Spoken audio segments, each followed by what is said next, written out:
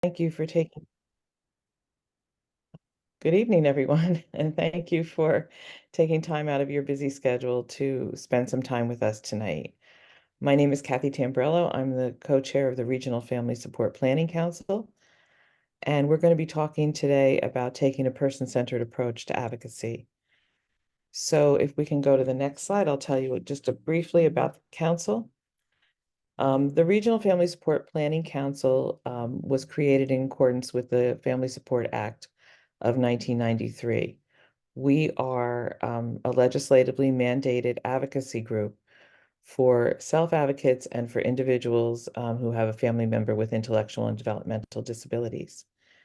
We do a number of things. And I think it's really important to stress, we support family through birth to earth. We work with families who have young children all the way up to families that have aging family members. We advocate at the local and state level to really elevate the family voices so that family voices are heard regarding the needs of our family members. We collaborate on a regular basis with the Division of Developmental Disabilities and the Children's System of Care. Many people refer to that as Perform Care. Again, elevating family voices so that the people that are making decisions about the services that affect us directly hear what our needs are directly. We monitor and evaluate the service delivery system, and we keep families informed of what is happening. It really is a two-way street. We keep families informed about what's happening at the state and local levels, and then we bring the family voices back to those that make the decisions. I hope everyone who is not already a member of one of our councils, you can see we have 10 across the state, will consider joining us. You will find a community of people that have walked your walk and can provide you with support and make sure that your voice is heard. So through the Family Support Planning Council, we have a community of practice. So if we can go to the next slide. We really are focused on taking a very person and family-centered approach to the needs of the individuals, our family members. So we have partnered with the Charting the Life course Nexus, which is a national movement to really push through the idea of person-centered planning from young children all the way again to aging family members. New Jersey has been incredibly active in this endeavor. So our vision is for people with disabilities and families to be empowered to communicate their vision for a good life, and for professionals and systems to ask questions, listen, and act on the strategies that help us reach this vision. This started as a small community of practice and has grown to a New Jersey State work group. And the work group is comprised of family members, self-advocates, school district. We have people from the New Jersey Department of Education. We have providers. It is a large network now, all collaborating together to ensure that our individuals have a very person-centered and individualized approach to their needs. So with that, I'm going to turn this presentation over to Ann Martinelli and Mary Kinnear, and they will take it from here. And we'll start off with Ann. Thanks, Kathy. Hi, everyone. My name is Ann Martinelli, and I've been an advocate since my son was born 40 years ago, first for him and then others in both education, medical settings, and now in both New Jersey and nationally for adult services. I had a really interesting conversation with my husband last month. I was kind of complaining to him that I didn't understand the interest some younger people had in wanting to become an influencer. And I say that with air quotes, influencer, as if it was a career. He looked at me and he said, "You're an influencer. You share your knowledge with people and their families. You influence them to advocate and act for others." So now I will proudly wear that hat and say that I am an influencer. And I want you all to gain knowledge tonight and become an influencer too. I want you to act for your loved one and for others with the knowledge that you gain and pay it all forward. We are all in this together, and we all want the best outcomes for everyone. Advocacy is the best way forward. So this evening, we're going to talk about three very important steps to effective advocacy, no matter where you are, no matter where your loved one is, whether you have a newborn child or whether you have a son or a daughter like me who's 40 years old, or whether you have someone who's even older than that. And the three pieces that we're going to be talking about tonight affect us all, and that's preparation, skills that you're going to use during meetings, and follow-up. Next slide, please. And Mary's going to pick up here.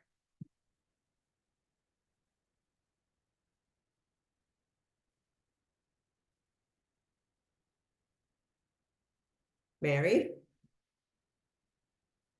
Did we lose Mary?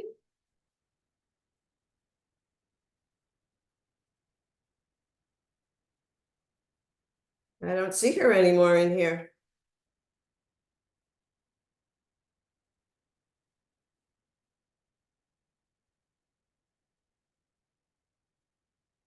Mary Canor, are you with us? Anybody see Mary? It looks like she dropped off.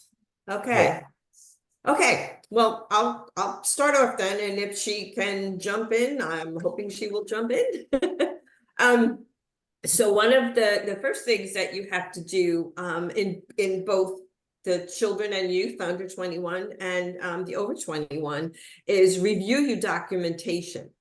So if you've got a child who's under 21, you want to look at the current IEP that you have, and take the one that you had from the past year, and you can ask for a draft IEP from your child's study team for the upcoming year. So you want to put the two of them together, and you want to have them side by side, and you're going to look at it and see, are there any changes? Did someone from the child study team pull out a goal without talking to you about it? Or did someone add something that you didn't know was going to be added? Remember that you're leading this team. You're leading a child study team meeting. You know your child best. So you want to have all of this review ahead of time, you know, your current IEP and your draft IEP, if you're able to get one ahead of time, and have all your evaluations together. Look at them all. If you've had any new evaluations done private, or school evaluations done by the school, you want them together. You want to be looking at that, report cards, progress notes. I remember when my son was in school, many years ago, between all of his therapists, we had a notebook that went back and forth. That was in his IEP, to have that notebook going back and forth, and people would, you know, just write a sentence or two with whatever he did in therapy that day. So those were some of the progress notes that we had. Any new medical information, if your child is on new medication, if your child's medications have changed, dosages have changed. And correspondence, any correspondence that you've had with the child study team, any correspondence you've had with the teacher. I always had a folder in my email where I kept everything, and I still do that now. Have a file folder for my child's support coordinator, my son's support coordinator. And you're going to do the same thing, reviewing your documentation. If you've got an adult child over 21, you're going to look at their current ISP. You're going to have some thoughts about what you want to put into their new ISP for the new year. Same thing with evaluations, doctor evaluations, any therapist evaluations that might have changed. Your medical information, same thing, dosages of medications, and your person-centered planning tool. That's something that you do, you fill out with the support coordinator. You want to take a look at that. I know my son's ISP just renewed 2 weeks ago. So I went over everything. I had a number of phone calls with his support coordinator.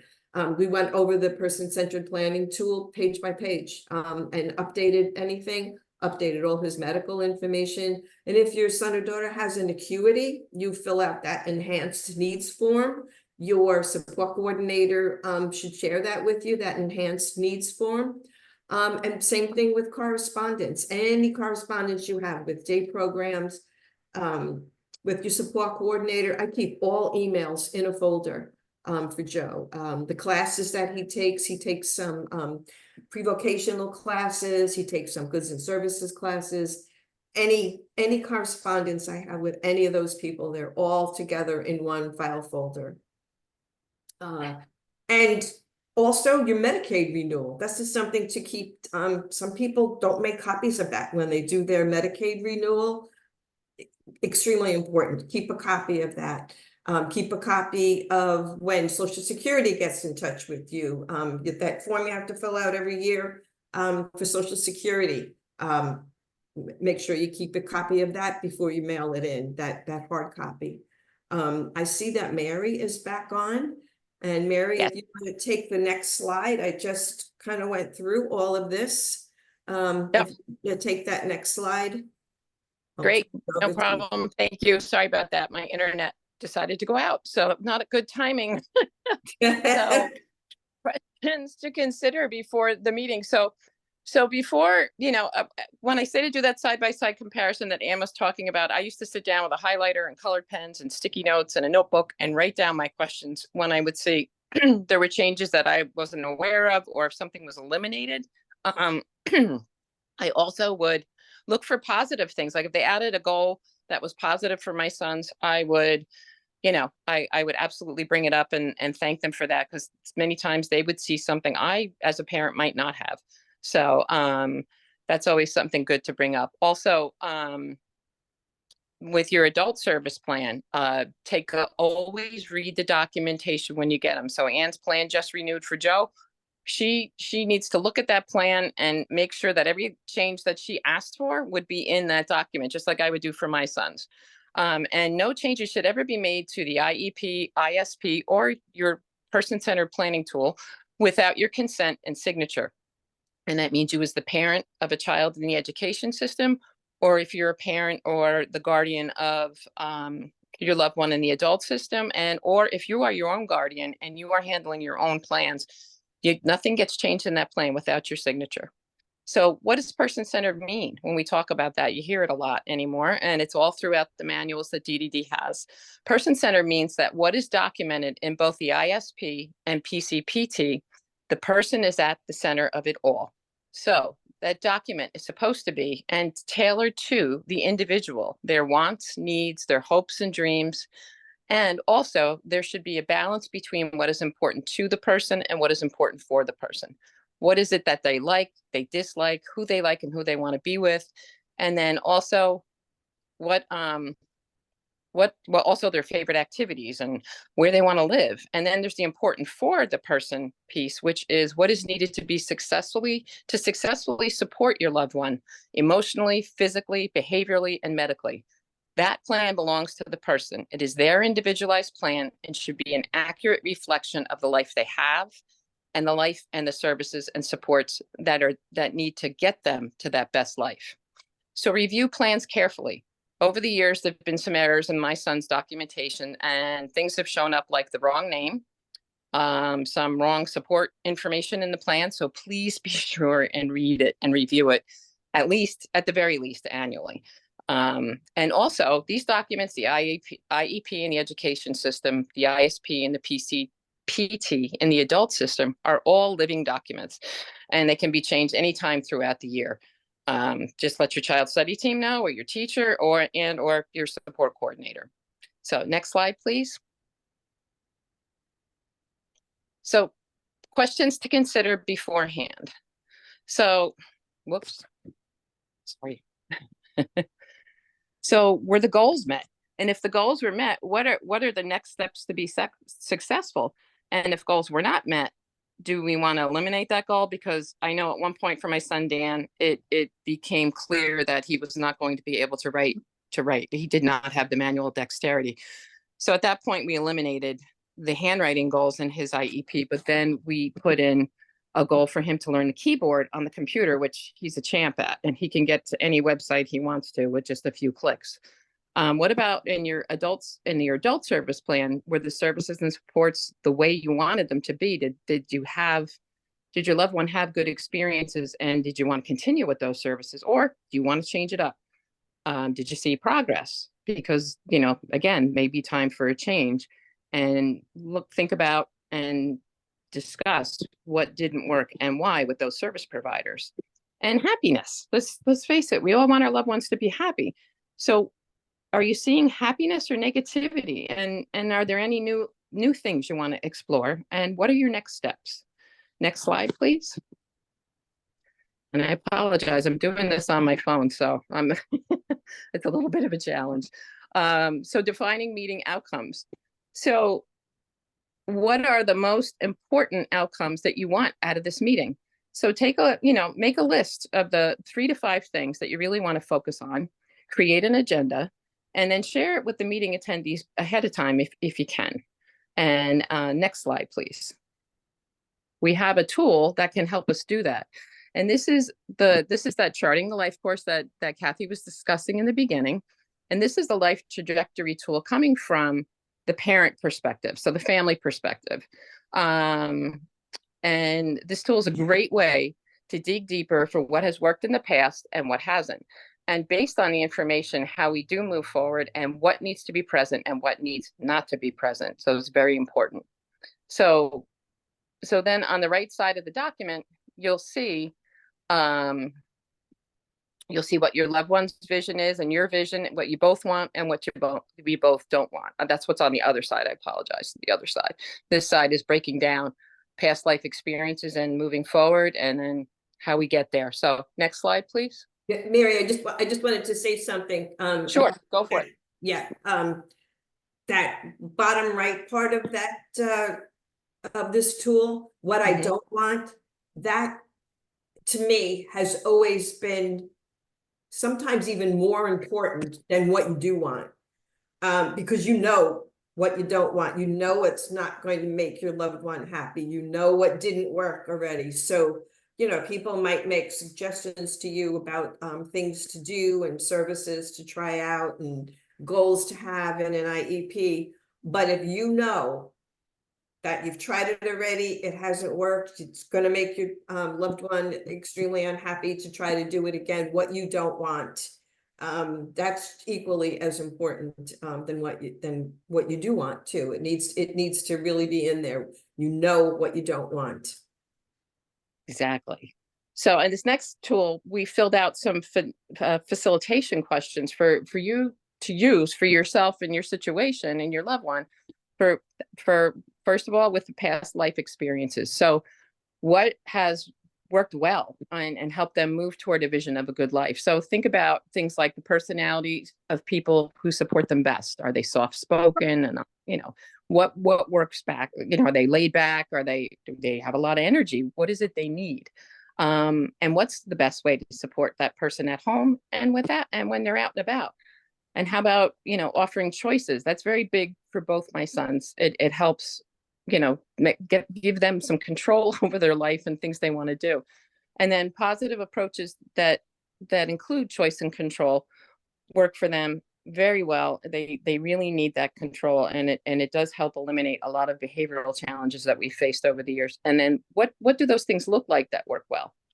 And I can say in the past 12 years, we moved our sons out into their own place 12 years ago. They've been living on their own, and it's been one of the best things for them ever to be not at home, not with mom and dad, but with their supports around the clock and in their own home. And this has been one of the best things for them to have that freedom, the choice, the control, and living their life the way they want to live outside the family home.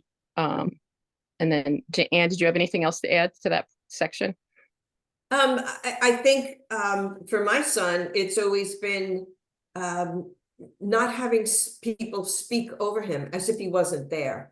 That past life experience did not work well for him. He used to get very frustrated and angry, and would display that anger, and tighten up, and you could tell by his body language he wasn't happy when people were speaking over him as if he wasn't there, talking about him when he was sitting right there, but talking about him as if he wasn't there. So all of those things that have happened in the past, those past life experiences, are important for you to consider what, when you're thinking about how to move forward and how to put things together for your Right. loved one. Right. And I can say for the next section down, which is what Anne was talking about, things that we don't want and that didn't work in the past. For my sons, aversives didn't work. That aversive approach to behavioral concerns, which was very big when they were little, when they were younger, I should say. And it got to the point where my son Dan would just lay down for the takedowns because he knew they were coming, and he, it just didn't mean anything to him.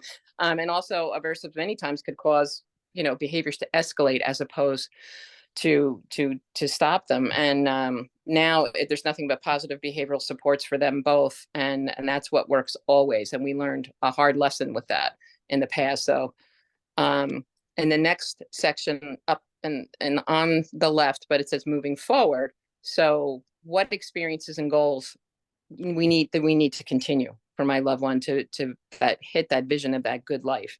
What people need to be present. Who do we want to invite in? Who's there now that we want to keep there? What new experiences do we want to explore? And, what kind of support do I need if I do want to explore some new experiences? And Anne, do you have anything you want to add for that one?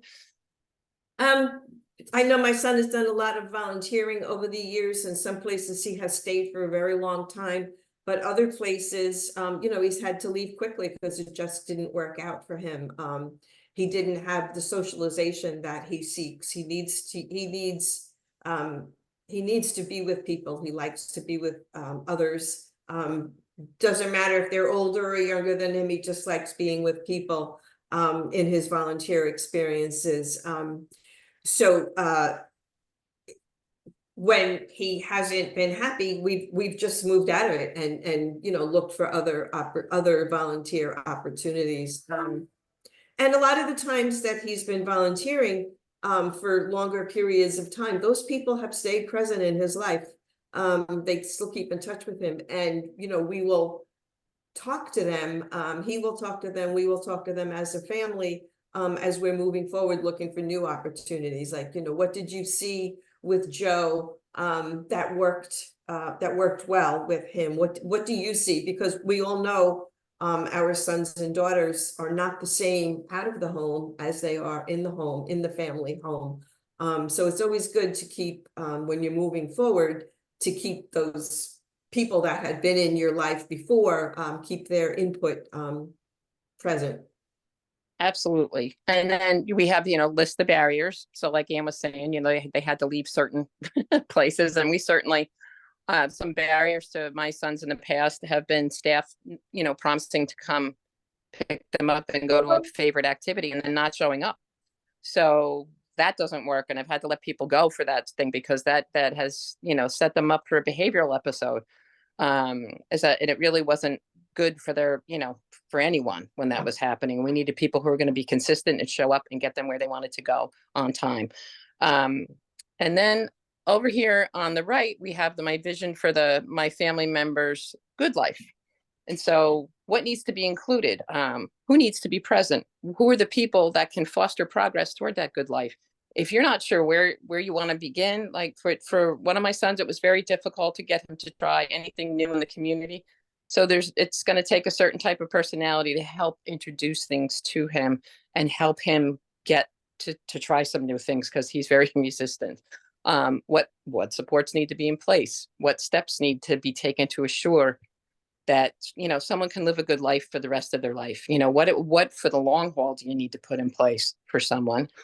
And who can oversee it when I'm no longer there and Anne's no longer there? Who's going to take the reins from us and make sure that our kids are still pursuing this life that we're working so hard to keep in place for them as we're getting older? And you have anything you want to add to that? That piece there about legal, financial, and futures planning, I can't stress that enough. You know, it's something that my husband and I planned for from when Joe was very young. Like I said, he'll be 40 in a few weeks, but you know, we did futures planning from the time he was very little. We started talking to family members about people who were going to be assisting us in the future, and keeping you know, financial, Social Security, your resources, your assets. You know, we all know that they have to be kept below the $2,000 threshold. So, you know, being on top of all that, I mean Medicaid. I said Social Security. I'm sorry, I meant Medicaid. That $2,000 asset limit. All of that has to be constantly looked at. It's not something that you can just look at occasionally. It needs to be planned, and it's like the elephant in the room. You know, we're all getting older. Nobody's getting younger. We're not going to be here. You know, when our children are our age, we're not going to be here. And having that in place about who's going to take over for you, you know, particularly if you don't have family around, if you don't have people that you can depend on. You know, there are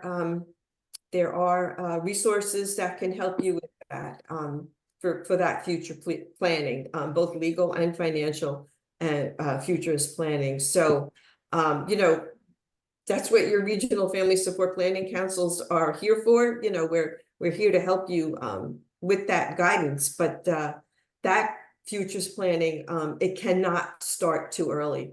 You know, Exactly. yeah, please don't wait until your child is 40 years old. Start it when they're very young. Just the discussion of it. And keep the discussion going with people that you love and trust. Absolutely. And lastly, what we don't want, what Anne had said earlier, this is a big one. We want to think about what won't work, what hasn't worked in the past. And you know, I know for my guys, a life without choice and control, a home that's not of their choosing, with people they don't know, in a town that's not familiar, and also aggressive, negative, overbearing people in their life doesn't work, and they won't be there. So we're going to make sure that happens, and we are going to do that futures planning so we can assure that they're going to have the right services and supports and people around them to keep them pursuing that best life. And anything else to add? One thing that my son tells me all the time is, you can't tell me what to do.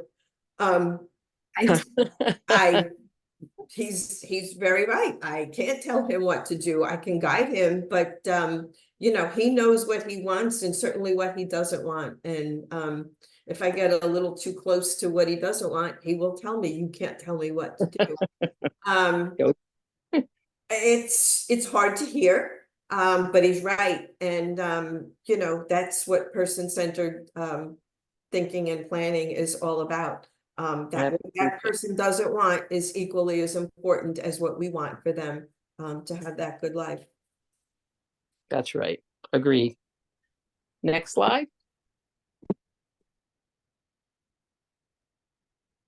Oops.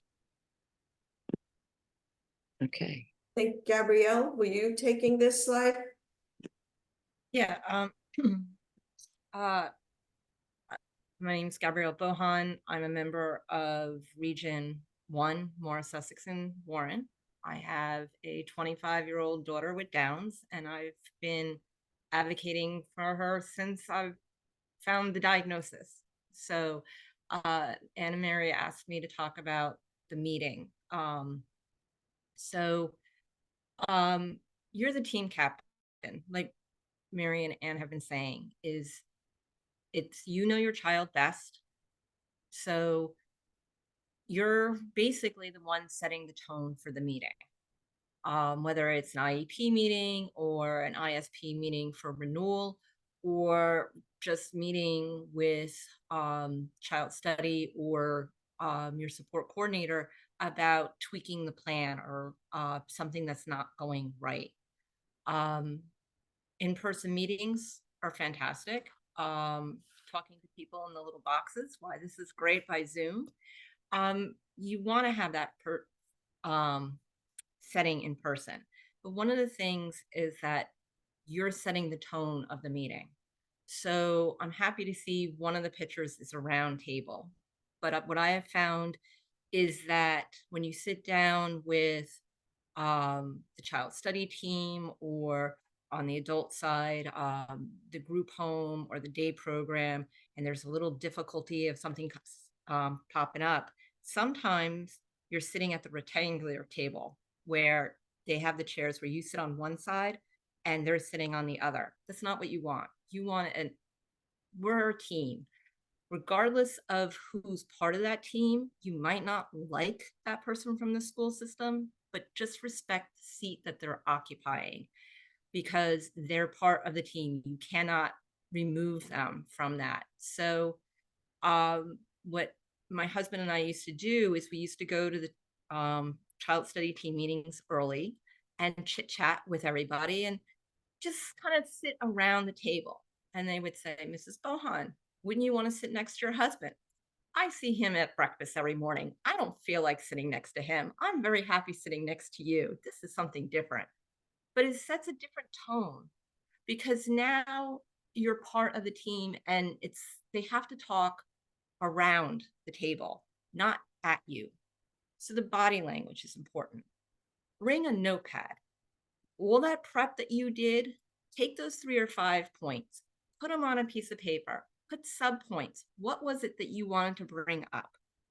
All right, so that you know what you needed to talk to the meeting about. Bring somebody with you. Your spouse, the child's parent, your best friend, somebody who can take notes. It's very, very hard to think about what you want to say, listen to what they're saying, and come back back to what you want to respond to. That's a lot of things going through your head in one big session, and it's like 10 seconds and you forget what you want. Have somebody who's taking notes. Have that person help you get back to your point so that if you all watched the movie Up from Disney, the dog Doug, who all of a sudden would look off and he's like, squirrel. Sometimes I find people in meetings will give you a squirrel, something that will lead you away from what you really want to talk about at that meeting. And then all of a sudden you go, we didn't talk about X. We didn't even get a chance to because you were too busy chasing that strange point. So if you have somebody there taking notes, they'll help you get back to where you want to be. If you have the notes in front of you, you know what you want. If the other side, now I'm talking sides, if the rest of the team, the school or the day program or the group home or whoever you're having that meeting with, even your child's doctor says, well, I don't think that's going to work. Ask them a why question. Why don't you think that's going to work? Why do you think that? Listen to what they have to say, go back to your notes, and see if what they're saying might be something. If they say, oh, well, they don't really do well in a group setting. Why? What can we do to help that? And that's a point that you want to make sure you go down doing. Again, you want to make sure you always go back to those points. Take a breath. It's very, very hard for us to talk about our children's challenges. In school, we celebrate their successes. In the adult world, it's a lot about focusing on challenges. What's difficult for them? It's hard to hear that. I recognize that. I know that. So when they tell me that Lily couldn't do something in school, I take a breath. I look at my notes. I hear what they have to say. And then I say, well, what can we do to help her reach that goal? How do we get her over that hurdle? Because we have to get over that hurdle somehow. Don't be rushed. I know some school districts like to say, well, we only have an hour.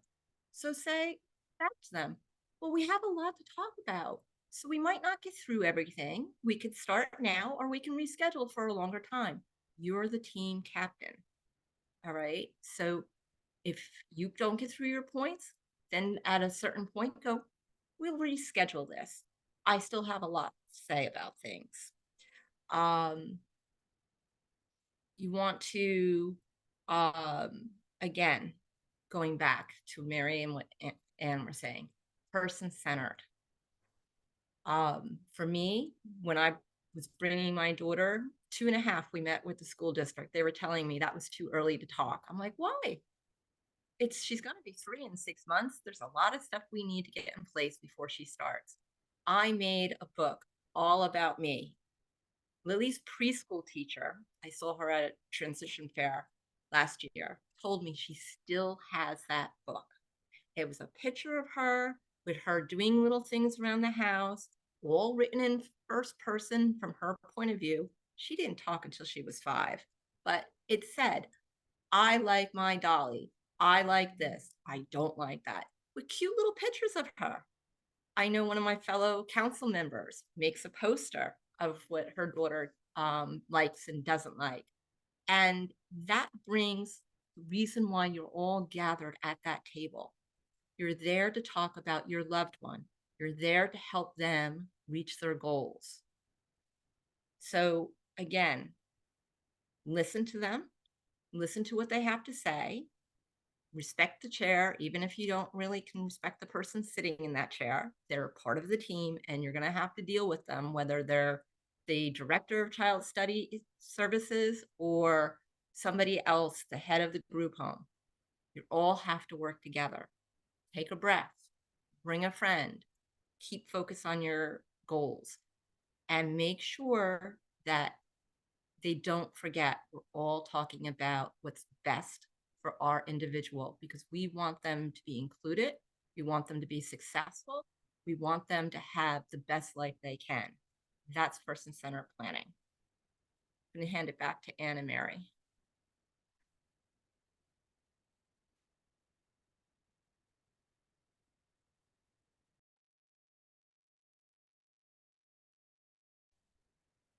Okay. I'm a little concerned here about going into the chat rooms, ladies. So I'm going to go through this pretty quickly here, the follow-up. Sending a thank you email with the summary of your key takeaways. That's good after you have your IEP meeting. Particularly as Gabrielle was just talking, sometimes you might have to break it up into 2 meetings if you don't get everything done. So send your thank you email and have a summary of what you took away from that meeting. And review all your follow-up documentation, whatever you get back from a child study team. Look at that IEP, if it's rewritten, look at all the changes, and check in regular intervals. And this goes for both your child study team, your teachers, your child's therapists, and with your support coordinator. I know I check my support coordinator. All support coordinators are supposed to do monthly phone checks with families. Not only does mine do that, but she and I text regularly about different things that are going on in my son's life. You should be having these regular checkups with your support coordinator and with your child study team, and teachers and therapists. And don't wait for that annual ISP review or that annual IEP review. Both documents are living documents and can be changed at any time. It's all it takes is a phone call to your support coordinator, or putting something in writing to the child study team. These are living documents. I cannot stress that enough.